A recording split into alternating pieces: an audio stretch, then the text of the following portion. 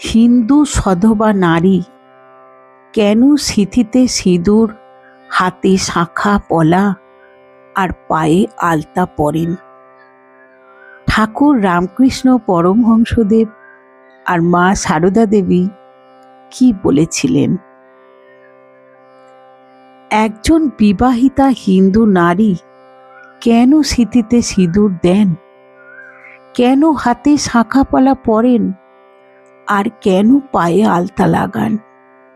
এ কি শুধু সৌন্দর্যের জন্য, নাকি এর পিছনে লুকিয়ে আছে এমন এক আধ্যাত্মিক রহস্য যা জানলে আপনি অবাক হয়ে যাবেন?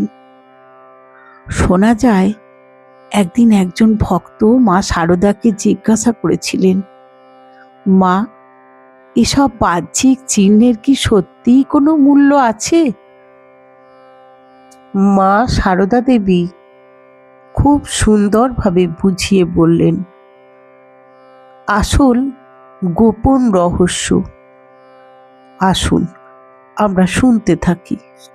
হিন্দু ধর্মে বিবাহিতা নারীর সিঁদুর, শাঁখা পলা ও আলতা শুধু অলংকার নয়, এগুলি শুভত্ব, মঙ্গল এবং গার্হস্থ্য জীবনের প্রতীক। প্রাচীন কাল থেকে বিশ্বাস করা হয় সিঁদুর স্বামীর মঙ্গল ও দীর্ঘ আয়ুর প্রতীক, শাঁখা পলা সংসারের শুভ শক্তি ও পবিত্রতার প্রতীক, আলতা লক্ষ্মীর পদচিহ্নের স্মরণ করিয়ে দেয়। কিন্তু ঠাকুর শ্রী শ্রী রামকৃষ্ণ পরমহংসদেব বাহ্যিক চিহ্নের চেয়ে বেশি গুরুত্ব দিয়েছিলেন অন্তরের ভক্তিকে। ঠাকুর বলতেন, ভগবান মন দেখেন, বাইরের সাজ নয়। অর্থাৎ সিঁদুর বা শাঁখা পলা পরলেই ভক্তি সম্পূর্ণ হয় না, তার সঙ্গে চাই পবিত্র মন ও ঈশ্বর চিন্তা।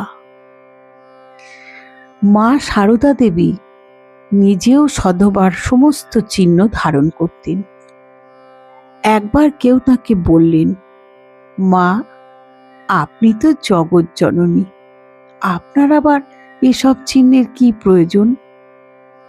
মা মৃদু হেসে বললেন, সংসারে থাকলে সমাজের নিয়ম মানতে হয়।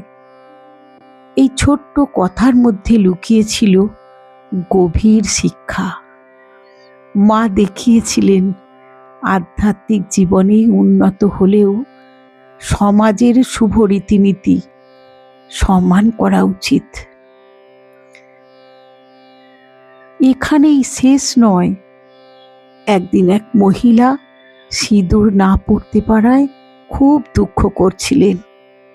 মা সারদা তাকে বললেন, মা, শুধু সিঁদুরে কি সব হয়? মনে ভক্তি থাকলে ঠাকুর সব গ্রহণ করেন। অর্থাৎ সিঁদুর, শাঁখা পলা, আলতা এসব শুভ প্রতীক, কিন্তু মানুষের প্রকৃত সৌন্দর্য তার চরিত্র, প্রেম, করুণা ও ঈশ্বর ভক্তিতে আছে। যদি বাইরে সব থাকে অথচ অন্তরে অহংকার থাকে, তবে সেই সাজের কোনো মূল্য নেই। আর যদি অন্তর পবিত্র হয়, তবে ভগবানের কৃপা অবশ্যই আসে। আজও বহু নারী সিঁদুর, শাঁখা পলা, আলতা ধারণ করেন, কিন্তু মা সারদার শিক্ষা আমাদের মনে করিয়ে দেয়, বাহ্যিক চিহ্ন সম্মানের, কিন্তু অন্তরের ভক্তি আসল। শুধু সিঁথির লাল রং নয়, হৃদয়ের ভক্তির রঙই মানুষকে সত্যিকারের সুন্দর করে তোলে। আপনি কি মনে করেন সিঁদুর, শাঁখা পলা, আলতার আধ্যাত্মিক গুরুত্ব আজও রয়েছে? আপনার মতামত কমেন্টে লিখুন। আর ভিডিওটি ভালো লাগলে লাইক, শেয়ার এবং চ্যানেলটিকে সাবস্ক্রাইব করতে ভুলবেন না কিন্তু। জয় ঠাকুর, জয় শ্রী মা শারদা। নমস্কার।